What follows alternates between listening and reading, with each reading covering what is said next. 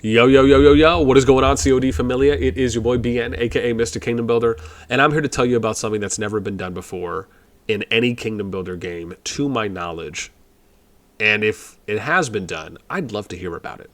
Just to collaborate and be able to dissect other people's brains that have done this. But I'm going to tell you what I believe has never been done before in us establishing the King's Guard. I'm going to tell you what it is. I'm going to tell you its purpose. I'm going to tell you how it came to be. And I'm going to tell you one of the most momentous things that we're doing as well with the King's Guard that I also believe has never been done before in the history of any Kingdom Builder, for that matter. And it is an exciting day. As always, if you enjoy the content, make sure you, because it's going to always help us out a lot. So let's get into, okay, boss, what is the King's Guard? The King's Guard is... And I'll give you the vanilla version for other iterations I've seen out there. So if you look at, for example, like the Jumper Community Discord, Chisgle's Discord, a few others that may or may not have this, they have sections on there with like a King's Chat. And in short, these are obviously more Rise of Kingdoms based at the moment.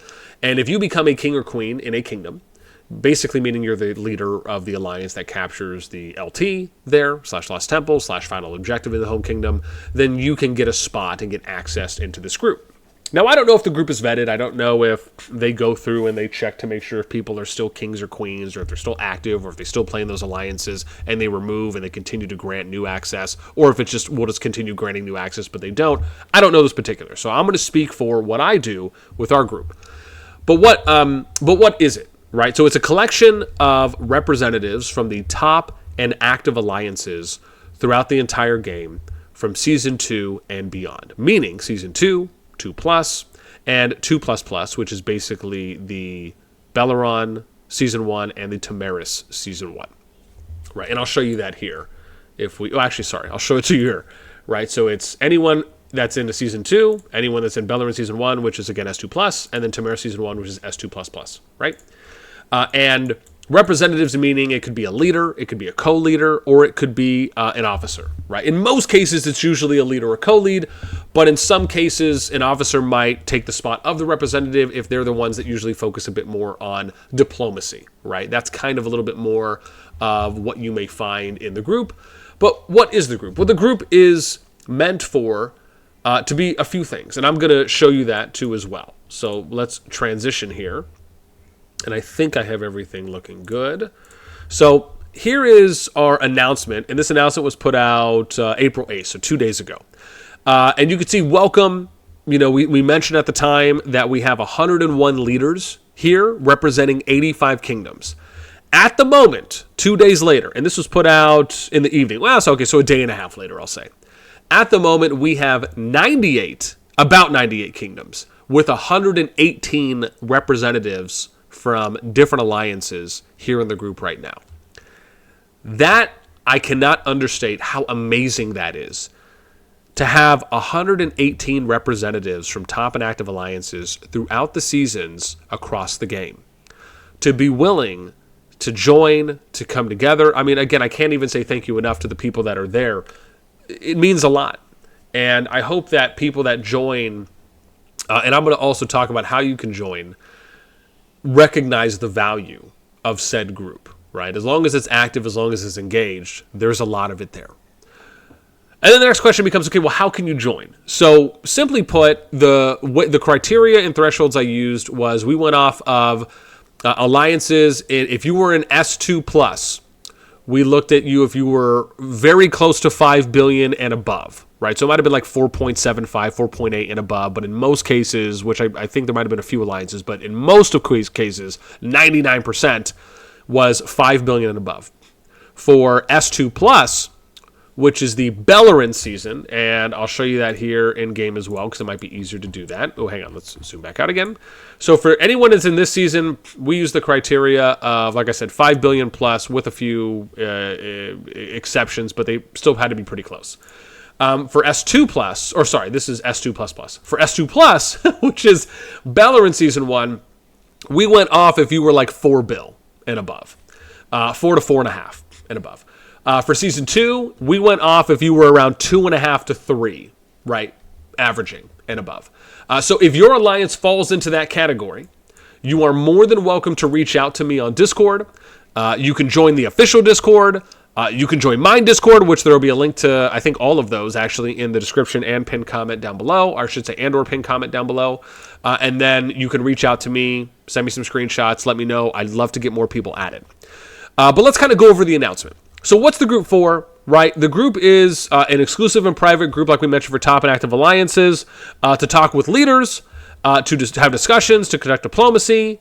Once pairings have been announced, right, it's an easy way to reach out to people. We have a list here. I'm not going to show that off, but we have a list here, and basically top down, it starts with the youngest kingdom to the oldest kingdom, or I should say the oldest kingdom, because the oldest kingdom is the lowest number, to the newest kingdom, which is the highest number, just to explain.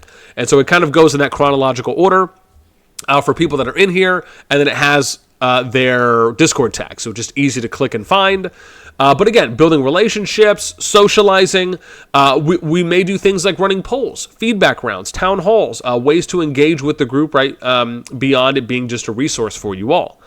We tell people, again, we ask, right, conducting yourself accordingly. Right, we mentioned the leaders list. If they want to submit behemoth elite raid times for me for world's fastest, ideas for the group. And then we have this, which I'm going to show off here in a moment. This is the history-making leadership questionnaire that I can't tell you how excited I am for this. I mean, if you are someone who very much enjoys Call of Dragons, if you are someone who wishes the best for the game, you want the most out of the game, you want the game to be the best version of the game that it can be, this is what I would almost consider. And let me give you an example here. Let's say you were able to take the top 100 wealthiest people in the world and you had them fill out a questionnaire where you ask them 20, 30 of the most important or most helpful, let's say the most helpful, the most educational questions you can ask. As an example, I'm giving an extreme example, of course. And they answered those. And then you publicize that to the world. I mean, I would find it very difficult to imagine that not everyone in the world, if not a ton of people, would be interested in reading that. And so that is kind of what this questionnaire is as it pertains to the state of the game, where we ask these representatives of alliances to answer this. And I'm going to be publicizing the answers for this in a video, along with, we'll also be sending this to the COD team. And I most likely will not publish this until we get over 100 responses at minimum. And you might ask, well, boss, how are you going to do it? Well, bear in mind, right, I posted this about 10 or 11 hours ago, so I'm happy that we already have 24 responses in that time.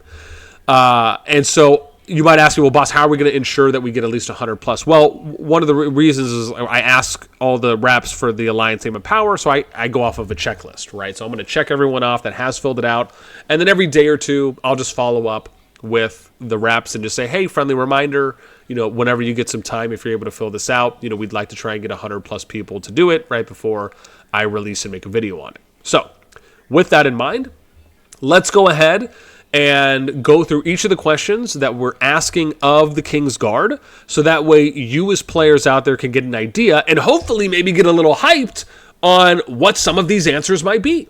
Along with, if you have any ideas for questions we can add in, for ones we can change, for things maybe we can ask just generally the next time around, let me know in the comments down below. Thanks. So here we go. Let's go through. So there's a lot of different sections because we cover quite a bit. And I also want to point out that I asked about, I think, 70 of the players as the King's Guard was building and was rebuilding up after I removed inactives and now we're adding new actives. I asked about that many players for feedback on, we've done 2 feedback rounds. One, I asked people for questions initially on what would you like to hear answers from other leaders on. And then 2, I sent this form out to, I think, 100 plus people, and I asked them, hey, what do you think about the questions, right? Because I wanted to do some good fine-tuning. Majority of them came back saying, hey, these are good. A few people said, hey, there's some things you can add. So we did a second round of a little bit of fine-tuning on this draft to kind of get to the state that it's at. So now we have going in, how do you feel about the length of a KVK season? How long should a KVK season be? How would you like to see matchmaking be done or tried out if different than the current system for kingdoms, right? And we ask top down, keep it as is. What are the strengths and opportunities, like and dislike, and I should have said likes and dislikes, with the current matchmaking, maybe we'll just make that adjustment here while I'm already there. Bam. Okay, perfect. With the current matchmaking system, how do you feel about the defensive turtling at choke points that is becoming more and more utilized season after season? What areas of the map do you enjoy fighting the most in? Anything you would change regarding buildable structures on the field aside from flags and forts during war, i.e. turrets, keeps, barricade, resource pits, right? Do you think we should decrease the amount? Increase the amount? Amounts are fine as is. Bear in mind, right, it's usually turrets, barricades, then it's keeps and resource pits that are going in most orders. And this is just to specifically cover all the bases, right? I don't think if everyone, as an example, voted for decrease the amount, I don't think people are going to be like, oh yeah, we should make 0 resource pits, right? That's not it. Just for clarity and for technicality, I left that in because, again, they are being used. What is one tip or piece of advice that made a bigger positive impact on your alliance during seasons? So there's educational questions in here as well. Thoughts on if you should be able to build forts in final zones or not? Would you like to see them add home kingdom starting zones where all players in a kingdom go to a designated zone 1, therefore also most likely eliminating the resurgence feature? As far as how such starting zones are determined would still be up for debate. This question focuses more on the idea of it, right? Because if you're all going into a home kingdom starting zone, you don't really need to resurge at that point. Would you at all like to see a system for KVK where you can select kingdoms to ally with for a season? Right, and that's like before, right? Regardless of permanent or temporary. How many starting zones, zone 1, should there be? Would you be okay if they delayed the start of the next season in order to add in more kingdoms to your server pool? Clarification, meaning you could have a higher range of kingdoms to get paired with that can give you different matchups more often. What are the ways to win a season, assuming that these last until end of season, right? So we have an objective victory, which is capture, hold dragon, but you may still be fighting in the FZ, or you would still be, I guess, in this case. War victory, push out enemies from the FZ, and then you get to capture and hold dragon. And then we have a stalemate victory or draw, where no one captures dragon due to continuous fighting in the FZ, or other. And that's a checkbox, so people can check one or multiple if they'd like. And then we have War PvP. What troops have been the most used in battles from what you have seen? Would you like to see a harder counter system for PvP, where every unit has a direct hard counter that would have the potential to generate equal usage of all troops? Clarification, not where every player has to use every troop, but the idea that every troop collectively has the opportunity to be equally represented in the field, meaning we would potentially see all troops being utilized in the field. Think traditional RTS games. What are your thoughts on the current Elixir production rates and how this has changed from early on in the game's life? Would you like to see unit tier?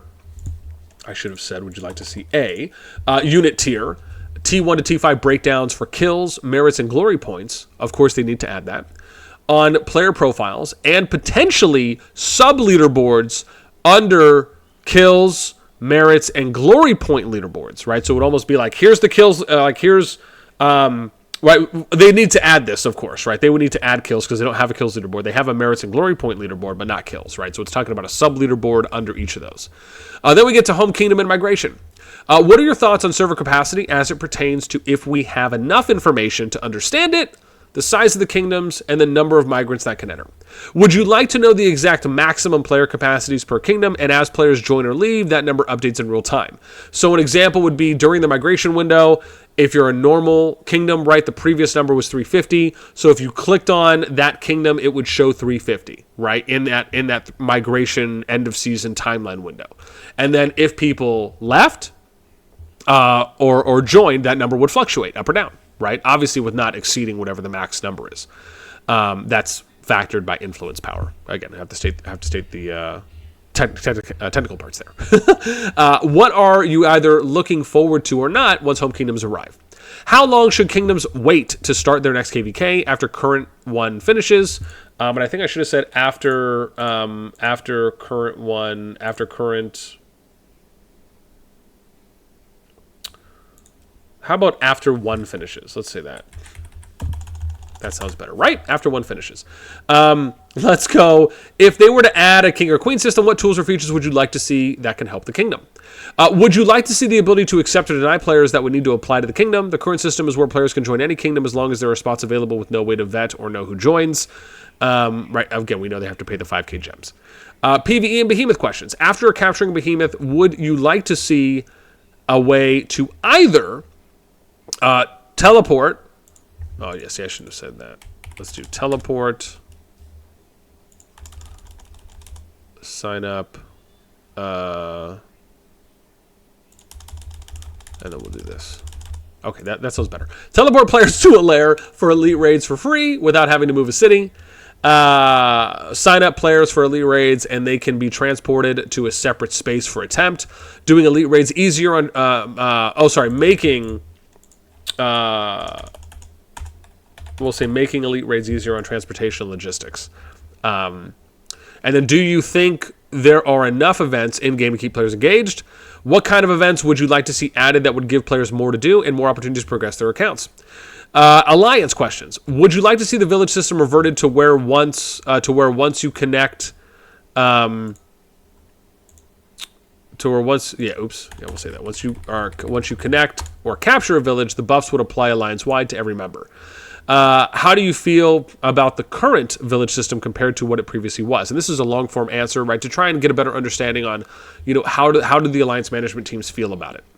What would you like to see added to the game or change that would help an alliance's leadership manage the alliance better or improve quality of life?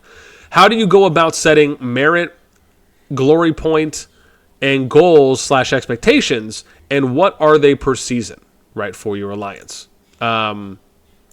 Obviously, for those willing to share. What activities do you run in your alliance to keep things fun, fresh, and motivating to members? What are some challenges your alliance faces or runs into when it comes to managing so many players? On average, this is a Roots of War. On average, how would you rate the matchmaking in ROW? How does your alliance prioritize ROW signups? What do you like about ROW? What would you like to be? Would you like to be able to spectate other ROW matches outside of your alliances? Would you like to see a custom lobby? Would you like to see custom lobbies for ROW so you can practice against no one, an AI, or even schedule scrimmages against other ROW teams? What would you like to see removed, changed, or added to ROW?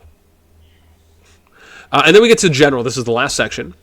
Would you like to see all heroes eventually make their way to the tavern's gold chests as an addition and after a period of time from their release, even if they start out paywall gated or in premium currency events? And basically what this means is that, as we know, when heroes get released, and even from the beginning of the game, there's always some heroes that are, or you could argue usually the majority of heroes are paywall gated, meaning you can only get them by spending, or they're in premium currency events, which means you have to use gems. And obviously for free to play, right, you'll never be able to get the paywall if you never spend heroes, and then it's hard to justify spending gems on heroes when you would almost say, hey, I'd rather maybe spend my gems elsewhere, but it is what it is at the moment, right? So you have a number of people that do that, but it's like, look, if I'm a free to play and I could get my heroes and I could get my account to VIP 15, I feel like I'd rather spend my gems there.